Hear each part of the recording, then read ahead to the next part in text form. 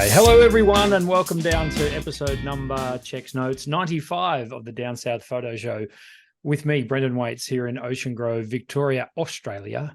And the guy on the other screen or in your other ear, if you are listening to the podcast, hello to all the people who just listen to the podcast. It's Cam Blake in Tasmania, Australia. Hello, Cameron.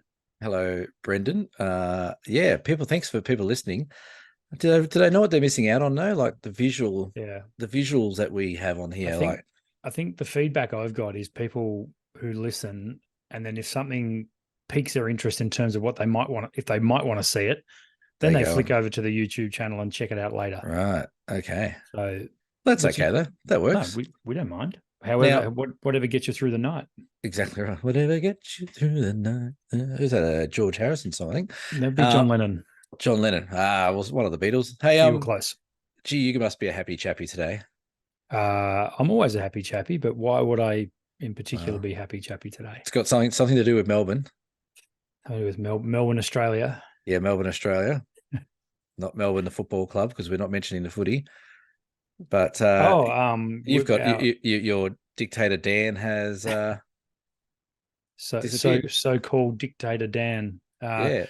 Let's not talk politics. All right, okay. It's not a happy day. It's a happy day for some Victorians. It's a sad day for others.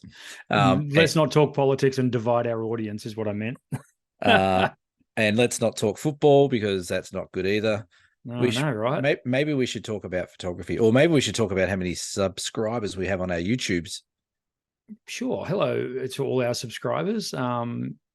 The milestones keep ticking over. 640 subscribers now. Right. If you are a subscriber to the channel, thank you. If you are not a subscriber to the channel, it's pretty easy. Just hit that little subscribe button down there. Struggling to speak tonight. maybe I've got Aurora fever, Cameron. Maybe just don't forget to hit that subscription button. Maybe you are. You've just rushed in from an Aurora shoot, haven't you? Well, let's kick off with the background. So this is Tuesday night. This is the 26th of September. We're recording this. I know this is not going out for another few days, but there was quite the Aurora event tonight. The problem was, of course, your forehead. Pretty much. It was as bright as my forehead. The moon sort of stopped things. But my background, which is right there, and I will make it full screen because it's a bit tricky to see, so you can see there's a little bit of, would you call those beams, Cameron? I don't know. Yeah, they are. There's a bit of beamage happening. It looks like where that little purple haze is. That's some of the beams happening. So we're talking about just there. I'll just put myself back. So that area across there is a bit of purple beamage going on. So that was cool. I managed to scoot down to the beach because my learned friend on the other screen here said, "Hey, there's a big aurora going on. You should get to a beach." So I did. Yeah. So this was literally half an hour ago. yeah. That talk about processing, editing, and displaying. That's pretty quick turnaround. Slam bam. Thank you, ma'am. It's up and done. It was a bit disappointing because it looks powerful, but the full moon just went nah. Well, no. I think it's a 3/4 moon at the moment, isn't it? It's bright. It's washed everything out. Very bright. As we're speaking, I've just got a message from one of the show's greatest friends, Jamie. Hello, Jamie. He's written here, it's pretty washed out, and I'm not impressed. Right. So I've actually just noticed. Forget the aurora bit. Look at the nice movement on the water here. It's pretty nice, isn't it? Yeah. There you go. That might have been worth the price of admission alone. Maybe we should do an episode on the auroras one day. Yeah, we've only done a couple of them. I love Ocean Grove, the beach steps that you get. They make fantastic foregrounds. So I was really happy to get that. So that was cool. Very cool. Cameron, you've been traveling all over the countryside like the Leyland brothers. Great show. Your background, please. My background, yes. So I've just come back from the wonderful, mighty Flinders Ranges up in northern South Australia. We did 5 days up there. We had some beautiful weather, a couple of hot days to start with. My God, flies. Holy shit. There was flies everywhere. We had to go buy fly nets for our heads because we just couldn't function. It's out of control. But this is a shot from it's a pretty famous part of the range. This is called the Razorback View or Razorback Lookout. and this goes through the Bunaroo Gorge, I think you pronounce it, and then it pops into the Bratchina Gorge. So these roads all link up through the gorges, but you get a beautiful view over the Wilpena Pound, and yeah, we had a really nice sort of lovely day. It was a hot day. We were in shorts and singlets and t-shirts. It was great. The flies were just starting to bugger off at that stage. So that's a sunset there. So yeah, it was good. We had a good time. Had a great bit of fun. Had a great group. Awesome. We didn't lose anyone, so it's always good. You know how much I know how much you love questions without notice. So here's a question without notice for you. The your background there, that is that like a lookout platform, or is it like just a hill? Really, when you look at it, see the road down the very end. Yes. And it's just got that little bit of a high bit on the left-hand side of the road. It's just another one of those, really. It just along the way, it sort of snakes along and just pops up, and then it pops down again and snakes up. So it's just a tiny little dirt car park that has you're just standing on one of those mounds looking down the road. Just a vantage point, really. It's the light there seems to be quite awesome. Yeah, you get we just got that glow. And it was funny, we did this shot, and this is the first night we're there. Like, we literally rocked up, checked in, settled in, and headed out and got this straight off the bat. So that was pretty handy. But as I was standing there, I like to let everyone sort of get their groove and see how everyone shoots and where people need help and fill in the gaps and stuff like that. And when we got to here, this is quite a fair time, even though it looks like it's still quite bright. It's after the sun's set and you get that afterglow. Yeah, so it was really quite nice. You get all those beautiful soft shadows and stuff. But I asked a question to everyone as we were starting to pack up, which was about 5 minutes after this, 10 minutes after this. I said to everyone, I said, so based on tonight's little session, when would you have packed your gear up and gone home? And all of them said, oh, probably 20 minutes ago. Yeah. So straight away off the bat, they're like, okay, we hang around 20 minutes after sunset, because even though it looks sort of dark, the light is quite soft and you get that beautiful afterglow. So yeah, it's a lovely spot. We'll be going again next year. That concludes our Flinders Ranges trips for the year, but we'll be going again in June, I think we are. So if anyone's keen to come along, feel free to jump on board and have a look. We're at June 24th. We're going next year. Fantastic. So yeah, it's a good spot. We love it. It's definitely on my bucket list. I will be out there sooner rather than later, I feel. Yeah. We could just take a detour from the Murray Mallee. Yeah, it's just up the way, isn't it? A little bit. We can go and drive for 2 days. The August photo comp, which has been run and won, the People's Choice section is about to close as well. So if you were listening to this or if you are watching this on Friday night when it's gone out, it finishes on the Saturday, the 30th. So you people listening, unfortunately, the cutoff has happened for the People's Choice for August. However, we have another announcement in a second. So you need to head over to the Facebook page and go to the pinned post on the top of our Facebook page, Down South Photo Show Facebook page, and you can vote on the People's Choice. And we had a quick look at the voting just before, and it's pretty close, Cam. There is about 2 or 3 that are all potential winners. So definitely get on there before the guys are watching this on YouTube on Friday night. Make sure you get on there before the cutoff date. But yeah, it's a close contest. That's good. Very close. And would you like to let people know what we're going to run for October? Yes, October, the month of, which is in next week. So that'll be announced on what is that? By the time we put that out, it'll be probably like the 7th or something, won't it? It'll be about the 6th is when we'll announce it, which is when we're at BFOP. We might even do a bit more of an announcement at BFOP. But it's going to be on trees. So I want to see pictures of trees. So it can be either a beautiful old gnarly tree, or it can be a beautiful forest, or the photo just has to include trees. That's what I want. And, it could be shooting up into the canopy. It could be, an aerial shot looking down above, or whatever it might be. But let's do trees. We'll give you the whole month of October to put that in. And then once again, what we'll do is we'll pick our top 5 and then try and pick a winner. And then we'll put it out there in November for the People's Choice, leading into Christmas. So yeah, absolutely. Trees. Great.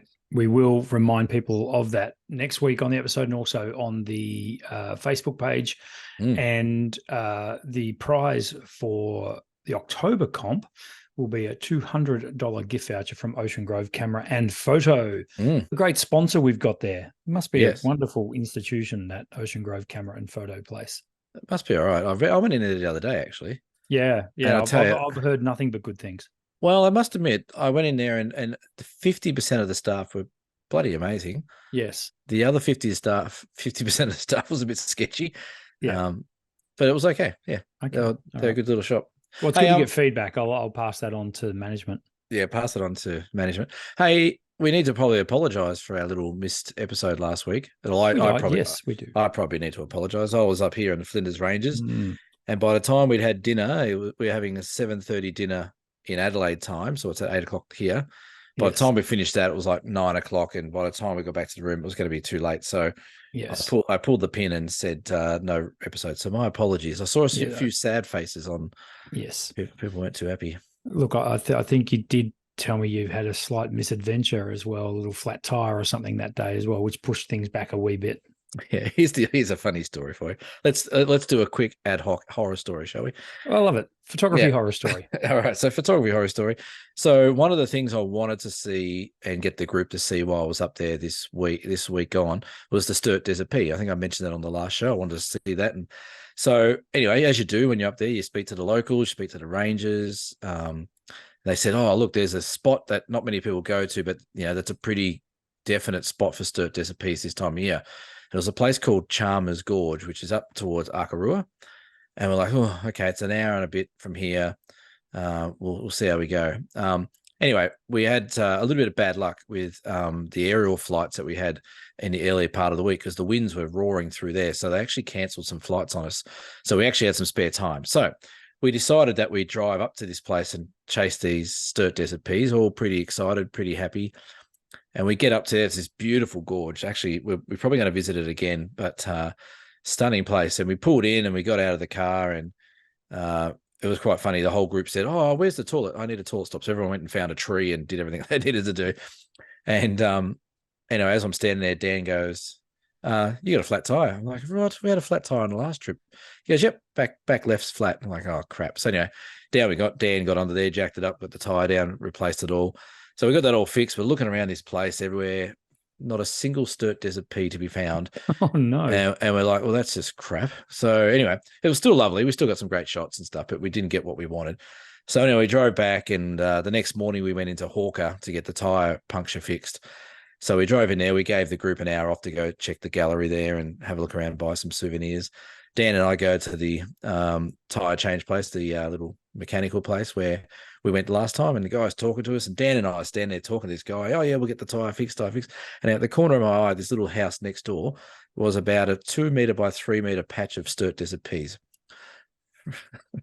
growing in this little tiny town next to the mechanics.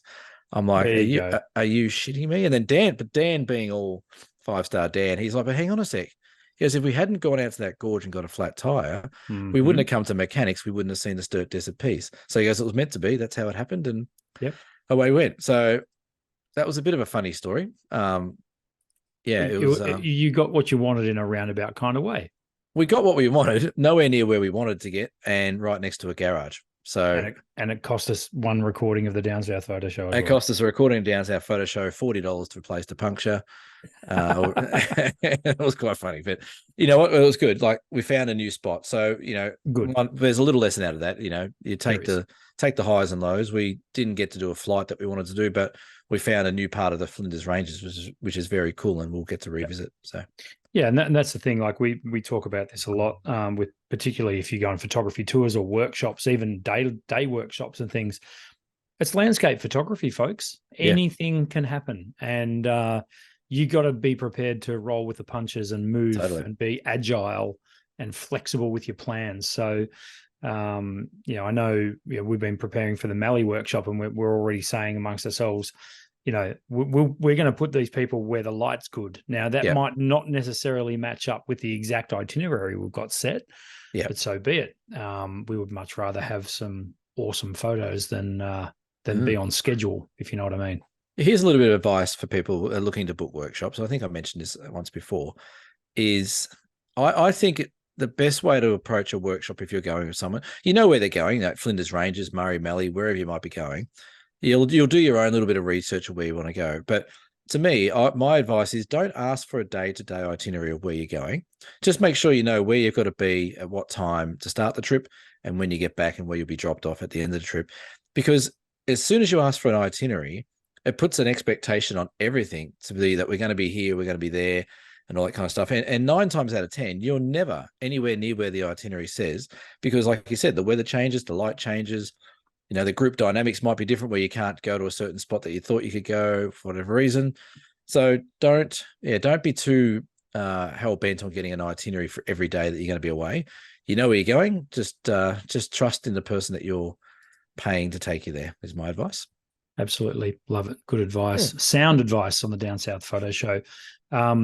Last piece of housekeeping, dsps.com.au, your one-stop shop for everything Down South Photo Show. Pop on over to dsps.com.au. I think I'm going to sneeze. That's amazing. Go on, do it. No, I can't. No, I reckon I've had grass up my nose since I've been, I probably shouldn't be rolling in the grass, but I'm not doing it. I'm not doing a sneeze on our show. You're not supposed to shove it up your nose. You're supposed to smoke it. No, I don't.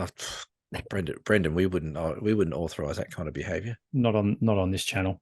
No, not on this channel. Anyway, what are we talking about tonight? Well, we've got sort of 3 topics to go through. So a couple of weeks ago, your very good self put it out on our Facebook page. We were interested to see if there was topics out there that we hadn't covered before on the Down South Photo Show that people might have wanted us to talk about. And lo and behold, did they come thick and fast? So, AKA, we'd run out of topics. We needed to find a way. We've got basically. Well, there was a plethora of different topics. Yeah. So what we're going to do is we're going to spend about 10 minutes on 3 different topics tonight. So, wow. 10 minutes loose. It's like the workshop itinerary. It'll fit together how it fits together. One question we won't be talking about on the show is when is Ashu's hosting again? Yeah, we all miss him. That was posted by Ashu's. Yeah, and no one knows where he is. So yeah, bad luck, Ash. Ash, if you're listening, is your nickname ever been like the Sneeze or Gesundheit or something? Does he sneeze on his videos a lot? Does he? No, his name sounds like a sneeze. Ashu. Oh, that's terrible. Come on, what's the first topic? Ashu's. Jesus Christ. Sorry. I still don't think we're going to get to 100 episodes. We're so close. No, we will. So topic number 1, and this was asked by someone. Sorry, I didn't write names down, but this was definitely asked by someone on the chat on the Facebook page. Kit lenses versus pro lenses, pro in inverted commas, worth it? ? So basically, what this question is asking is, when you buy a SLR or a mirrorless camera these days, and might be your first crack at it, generally speaking, you will get a lens with it because, well, let's face it, you can't use a camera without a lens. So when we talk about kit lenses, these are literally the lenses that are in the box that come with the camera. Yeah. Now, 9 times out of 10, when you buy a camera with a lens attached to it, it's a kit lens, and the kit lens is maybe made from plastic. The build quality might be a little lower. It's made to a price point. It's obviously made, just to get you up and running. Yeah. So the question from Andrew Connor, thanks for adding that in, Cameron, are these kit lenses worth hanging on to, or do we need to upgrade to pro lenses? Cam, what's your hot take on this topic? Look, I don't know. Like we always said when we worked at camera shops that you invest in the glass. So you buy your camera body and then you put money into your lenses, and that's what a lot of people do, because you'll ask people about changing brands, like, oh no, I've spent way too much money on lenses, I can't.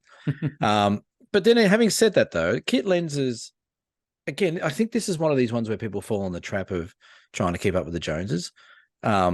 Pro lenses, yes, they're generally a better build quality. They're generally got better coatings on the glass, probably better optics to start with. They're generally like a metal body barrel. They're probably a bit more weatherproof. There's a lot of advantages to the pro lenses, but boy, you pay for it as well. You'll pay through the nose for the pro lenses. Whereas the kit lenses, I think, depending on what sort of photography you're doing and what kind of level you're at photography, I don't think they're bad. I think they're quite reasonable and acceptable for what most people are going to do. The majority of people don't print big. The majority of people just chuck things online. So, it's not really a sharpness question for me. Probably the one thing I would say, the difference between pro lenses And the kit lenses is most of the pro lenses have a constant aperture, like generally a wider or faster aperture. I reckon that's an advantage, definitely. And I think also the weatherproofing. Most kit lenses don't have any weatherproofing, and they have slow apertures.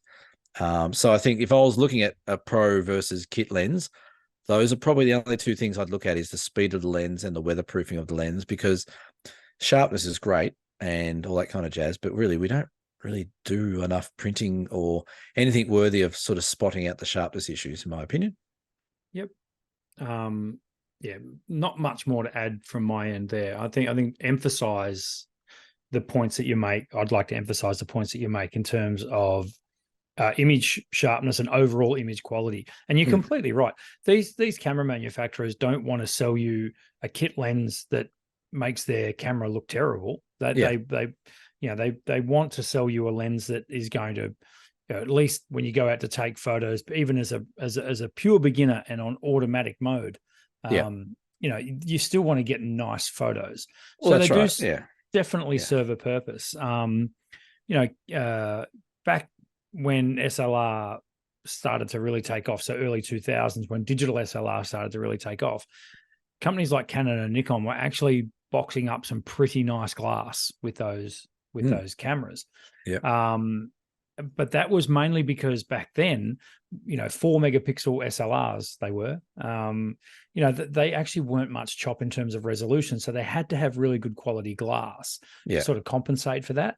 And then once the technology took off and the megapixel race got, there was more and more megapixels, so the image quality overall got better and better. They quickly worked out that they don't necessarily need that high quality glass. No. And to stay price competitive, they made cheaper lenses, which is exactly what particularly Canon and Nikon did back in the day. So, I think the lenses that you buy with a camera are completely fine to get you up and running. Yeah. A lot of the time, particularly landscape, we are a landscape show after all, you're not really going to need to shoot at low apertures that much. There are obviously specific times when you're going to want to, like working in really low light, shooting auroras, for example, and astro and that sort of thing. And I get that. Yep.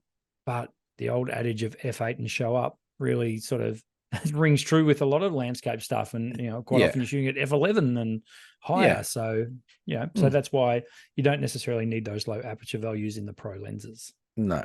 I agree. There was a second part to Andrew Connor's question there as well. It was along the theme of my new lens that I bought, that 150 to 400. And he says, is it worth 10 times more than a standard lens? Very good question. It's a great question. I'm going to say absolutely not. I don't think any lens is worth the amount of money that we pay for them. Does it improve my photography? I think that lens has impressed me.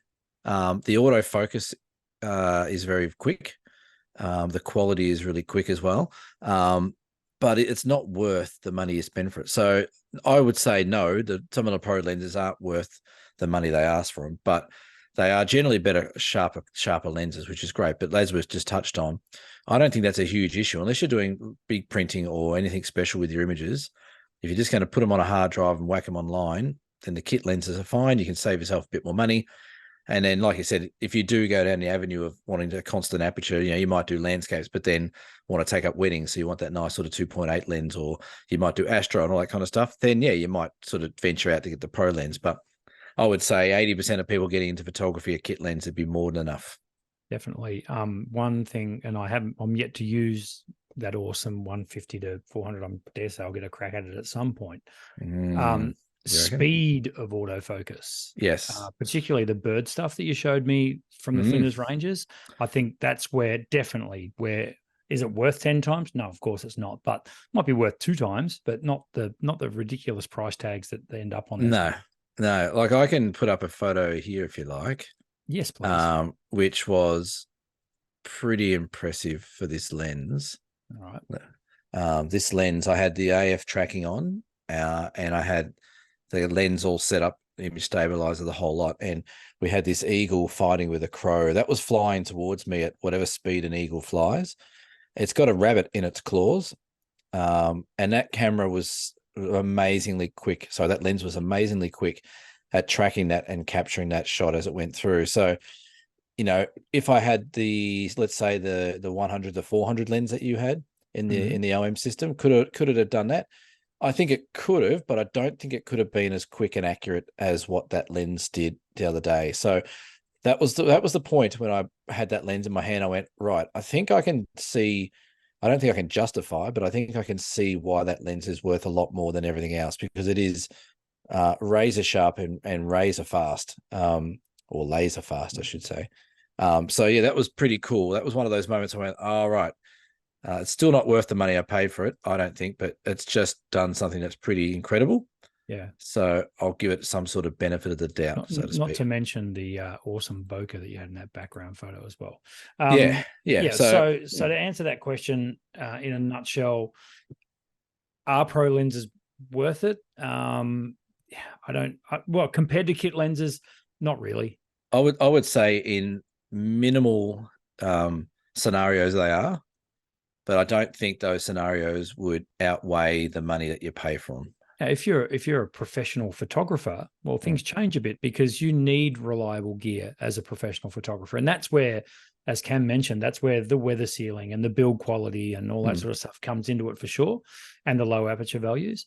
But as even a serious enthusiast, you can easily get away with kit lenses. Case in point, did the complete overland track with a what was that thing? The 40 to 150 plastic fantastic that's worth $300. Does the job, and it did the job. It more than did the job. I was quite happy with the images I got out of that. Yeah. So the next question that we received was from Susan Northover. Hello, Susan. Thanks for tuning in. We want to talk about teleconverters. What are they? Oh, Cameron clearly has a hot take on teleconverters. Teleconverters, what are they, and should I use one, Cameron? Oh, I thought you might have answered this one. That's a go. Well, I can if you want. You booed it, so you okay. What is a teleconverter? I'll get the next one.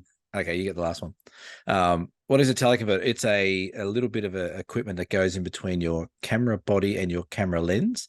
It works like a magnifier pretty much. So you can get them in like 1.4 times magnification or 2 times magnification. So all it does is just apply that factor to your focal length with magnification. It's got glass in it. It's like a little magnifying glass that sits on the back that emphasizes that focal length for you. But what that does do, it puts more glass in front of your sensor. So it'll reduce the quality of light coming through because it's got to pass through more elements of glass. So I think what are they? That's what they are. Should you have one? We had this discussion on the trip. Tanina, who's a customer of mine, she has the Olympus 40 to 150 2.8, and she was running a 2 times teleconverter on that, and she wasn't happy with the sharpness. So she zoomed in and had a look, and it's like, oh, it just looks soft. And I said that 2 times converter has never had a great reputation. That's actually not great for the increasing the sharpness or anything. You'll get closer, but it's not great. And the 1.4 is good, but the 1.4, along with the magnification, you also lose a stop of light or 2 stops of light, depending which one you're using. So it slows the amount of light that can come through. So I don't think, they're not expensive, let's be honest. So you can probably get one in your kit. But if you're doing, and this is the same conversation I had with this guest, is that if she needs to make a decision on whether or not she's doing bird and wildlife photography like a lot, or whether or not she's just going, oh, there's a bird, I'd like to get closer, snap. If she's going to be a bird that's closer, let's have a snap, then the converters are fine. They're a good option. But if she's going to really go down the path of being a wildlife or bird photographer, then I would say don't buy the converter, go and spend your money, or save your money and buy a more decent focal length for what you're going to do. Absolutely. Case in point, so years ago, back when I wish I knew then what I know now, I think it was like early 2000s. I did a trip to Africa, my first time over there, and being a very keen photographer, shooting mostly film back then. What was it, 2003? I was still shooting a fair amount of film. Got all excited about a teleconverter. I had a 300mm lens, and then took a 2 times teleconverter for it.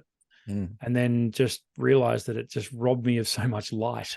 Yeah, I think that's the big thing that people either maybe don't realize or don't get told or whatever, is that they buy these converters. They go, oh, cool, 300mm. I've now got 600mm. Excellent.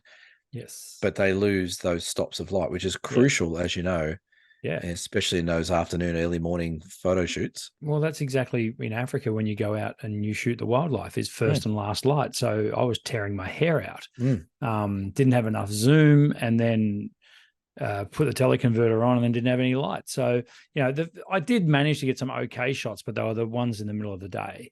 Yeah. When, particularly the big game shots where they're all asleep. So, and they were fine. Like I got a couple of okay shots, but yeah, I'd never go down the path of a teleconverter. I would actually, and this is going to sound a bit counterintuitive, but I would actually, and have done recently, used just a built-in the digital teleconverter that most cameras have now. Yes. Yes, it crops the sensor. We all know that it halves the megapixels and all that sort of stuff. But I've managed to use that at a pinch, but still maintain all the light that I want. So they're a much better way to go, I think, these days than the actual glass that you put between the lens. Now, having said that, maybe a 1.4 times teleconverter would be okay, particularly if you're shooting in handy, like sort of decent light. Yeah, that would be okay, but I'd probably limit it to that. Yeah, I think the 2 times teleconverters to me just cause too much loss of light and sharpness. So, and I haven't come across the 2 times teleconverter in my travels that I'd recommend. And I've seen the Canons and I've seen them all, and they all have a similar sort of feel to them. They just sort of, they're a bit softer, and the light, obviously you can't do much about the light coming through, but yeah, look, like they're good to have in your kit. Again, it's one of those things. It's like the 10-stop filter. Everyone says, oh, you should have a 10-stop filter. Yeah, maybe, but let's use it sparingly. It's the same with the teleconverter. It's great to have one in your kit, but you don't have to use it all the time. Use it sparingly when you come across a scene where you're like, oh, that'd be cool just to get a little bit closer in on that animal or whatever it might be. So that is a fantastic point that you've just made there. You can have all the gear in the world, but it doesn't mean you have to use it all the time. No, that's right. There's a lot to be said for very simple setups. At the moment on my OM5, I've had this lens for 10 years. It's the Panasonic 20mm f1.7. Yeah. I really enjoy just plugging that onto the front of the camera. It just strips it all back to bare bones. There's no zoom. It's a low aperture lens. It's lightweight. It's a street shooter. It's really cool, but it sort of harkens me back to the basics of better photography and using my skill over the equipment. 100%. And we talk about that all the time. I have a bit of a love-hate relationship with NISI filters, NISI filters, because they went through a stage where they just came out and gave every influencer a 10-stop filter and said, just use it until the cows come home. And every photo was just that long exposure. Everything was nice and sweepy and blurry. I'm like, that's great. It looks good, but let's not just use it all the time. And it's the same with the teleconverter. Like, that's right. Some people keep their teleconverter on all the time when they don't really need it, but they think, oh, I'll get closer, I'll get a better shot, when really they could probably take 10 steps closer to a subject and get the same sort of thing. So yeah, use them sparingly along with all the other things that happen. That's my advice. Yep. The last topic that we're going to do a bit of rapid fire on, we got asked this one. I like this one. Why do photographers put silly signatures on their photos? Is that J Dar? Is that right? Did I get that right? J Dar, yes. J Dar. Okay. Not a radar, Jada. No, well, I'll let me field this one. I'm interested. I'm going to sit back and enjoy this one. You go with it. Look, the amount of times I've seen people put signatures on their photos that are just way too big, and really don't look great, or a massive copyright logo with this really poorly chosen font. Font. Look, if you want to put a signature on a photo, knock yourself out. But let's keep it subtle, folks.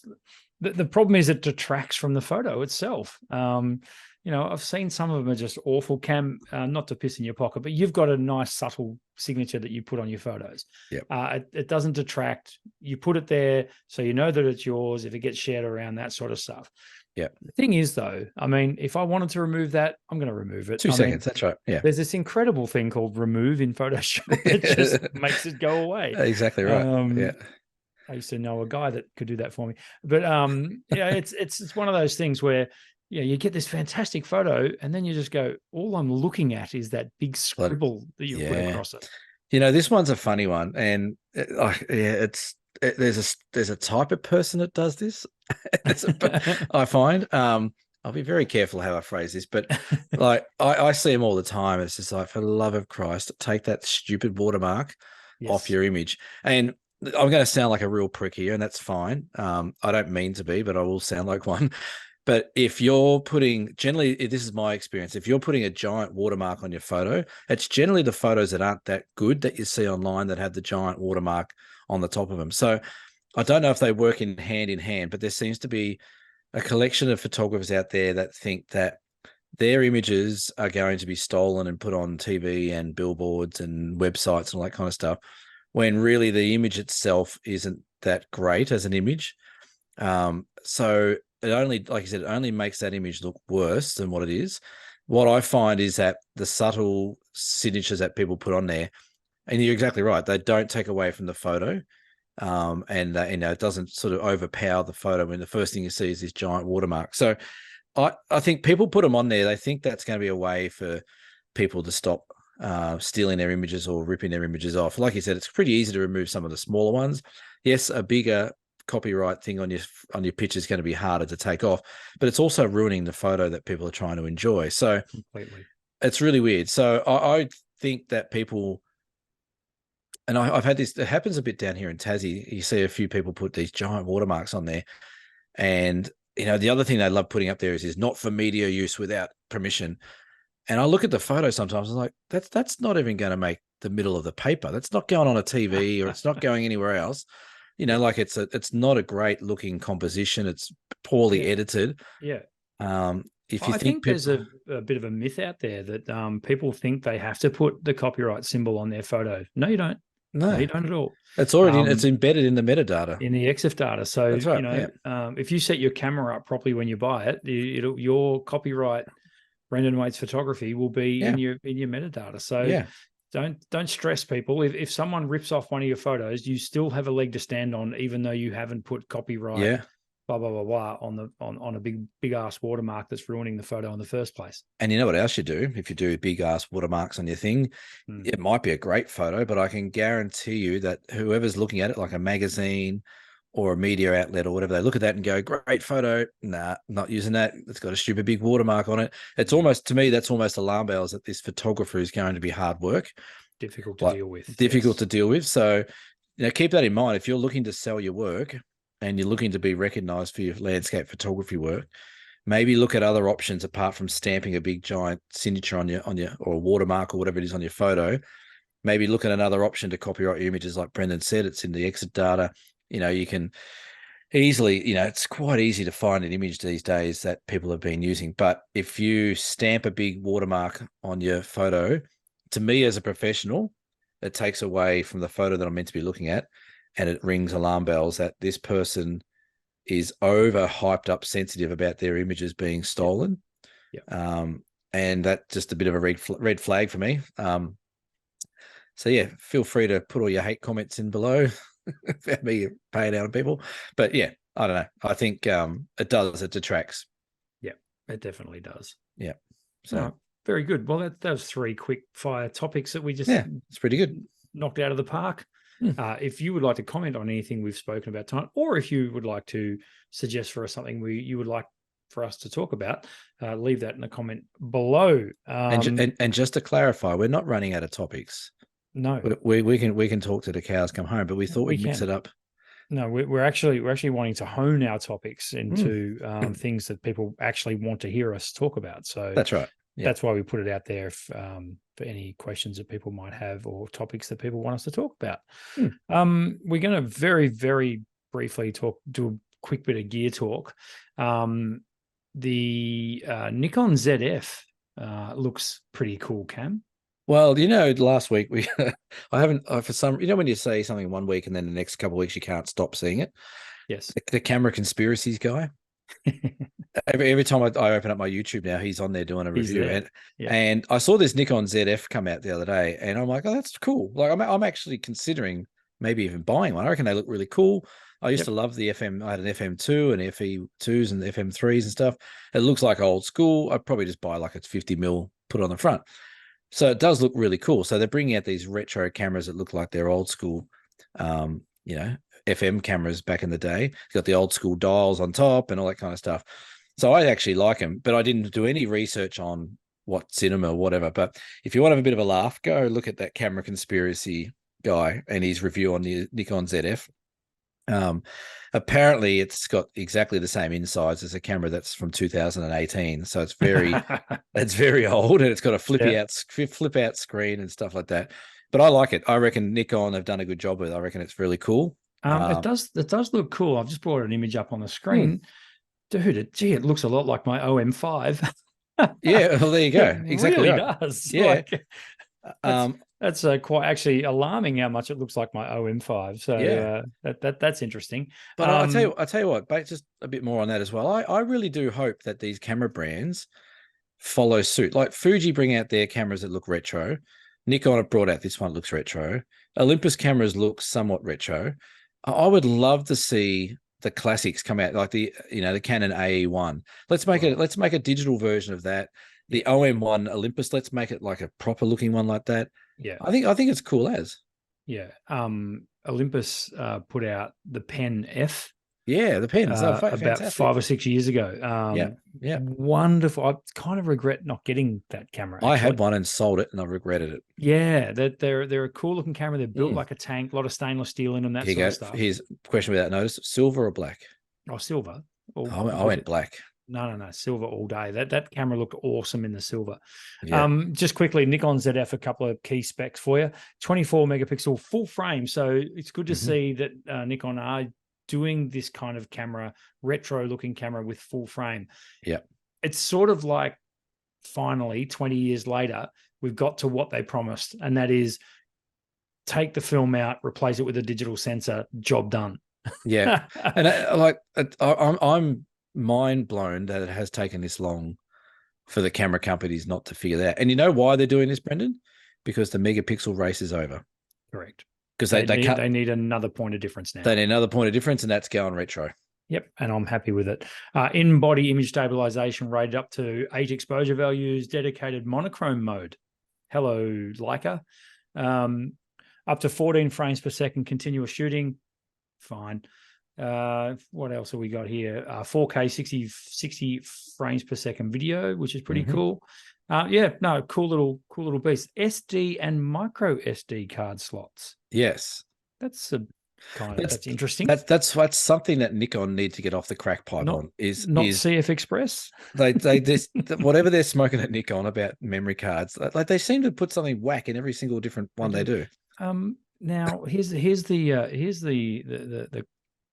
kicker, if you like. Right. Yeah. I got a price here of 2,000 US. I've got a price in front of me at 3,489 Australian. That's too much. I'll say it. That is too much for that camera. That is way. That's twice what it should be. Yeah, but that's like it's a 24 megapixel camera. It's not blowing doors off with megapixels. No, but they're again. This is the point of difference because they're going to bring these cameras out that have the retro feel to them. And that's going to be. But mind you, you can buy a Nikon Z 40mm f2 lens for $550. That's pretty cheap. Yeah, that's not bad. Yeah. But yeah, I like it. Like I said, I hang a fair bit of shit on Nikon, but I like this one. Oh, we tongue in cheek. No, not at all. I don't like them. You don't like her? I don't like them. Wait till I get to BFOP and see Julie from Nikon. Yeah, I'm gonna give her a spray. About something. I give her a spray every year about Nikon. We won't talk about the other gear stuff. We can hang that over to next week. Well, that's easy. iPhone 15, yawn, and the Panasonic G9 Mark II apparently is also shit. Right. I think we mentioned the iPhone 15 2 weeks ago. Do we? Have we not updated our notes? No, that's fine. I had a bit of a deep dive into the camera on it. It's not a huge leap forward, and they don't seem to be now. It's almost like they're running out of ideas. Well, this is the thing, though. I think we are getting to the end of the tether. Like with anything digital camera-ish, like Fuji just brought out a Nikon GFX 100 II, which makes no sense because they've already got a GFX 100S. It makes no sense what they're bringing out. So I think we're sort of getting to the end, unless technology gets better and they can squeeze more megapixels in. I don't know. We're either getting to the end of what we've got now, or there's about to be something that's going to come along. Yeah. I don't know what it is. I'm not sure. It's, if you look at it, like image stabilizer, brilliant on just about all camera brands now have a fantastic image stabilization system. Yeah. The megapixel race, like we mentioned, already over. Maybe some advancements in glass. And can I ask a question? Without notice, of course. Apple, why do you still have the freaking halo effect on your cameras? You point your camera towards a bright light source and you get lens flare. Why? It's 2023 already. Because they're not a real camera. I just don't. That it should be that easy to remove with software. I think we've figured this out, Brendan, that the people working at some camera places maybe not as knowledgeable as us. We should start our own brand. The technology in this thing could put you on Mars, and yet they can't get rid of lens flare. The mind boggles. It does. Anyway, that's beer donations. That's a fun topic to segue into. We like our beer donators. Cam's enjoying a Bogues as we speak. I haven't seen you drink one online forever. Pretty much these people are turning me into an alcoholic because I've got to keep drinking the beer they're buying us and you're not touching any of it. That's right. No, I'll get into my share at BFOP. Beer donations. Yes, we have Sharon T, Jenny C, and some other guy, Mel H. I think he's Mel, new. Yeah. Well, welcome to the channel, Mel. Nice. Yeah, thanks, Mel. That's lovely of you to donate a beer. He's doing well. You on board. I have a feeling we might be donated some more beer next week. Yes. In person, maybe. Oh, yes, I like the sound of that. Hey, quick one for you on the BFOP groupies page. Someone put up there today. Does anyone like playing golf Friday morning before it starts? I'm like, oh, I know someone who might. Seems I got rejected the other day. Anyway, moving on. Will that be at the Bright Country Club? It would be at the Bright. I used to be a member there once. Did you? Yeah. Anyway. Well, okay. Well, yes, we will talk. How many spots are available? Don't know. They're just put open. Oh, I'm taking the van, so the clubs always find their way in there. Why are we having a private conversation? We still on air. Are we? Do you want to play golf Friday? BFOP before BFOP? Why not? All right, let's do it. All right, yeah. Anyone wants to come and play golf at the Bright Golf Club? We'll be teeing off at stupid o'clock probably. Anyway, this is not a golf show, politics or AFL. But anyway, no, that's right. So Cam, you're having just a short bit of downtime before you get back on the boat. Even my daughter today at dinner, she goes, "Dad, why'd you even bother coming back?" And kid's got a point. Kid's got a point. She goes, "Because we're all going up next week anyway on the boat. You may as well stay at Nenny and Pa's." I'm like, I wanted to see you guys and hang out with the wife and kids. Right answer. Apparently that wasn't a thought in her process, but right. Anyway, fair enough. So I'm here for a week, and then we go back up to Melbourne on the boat. Yes, October is a big month for yourself and myself. We've got a lot going on in October, which is great.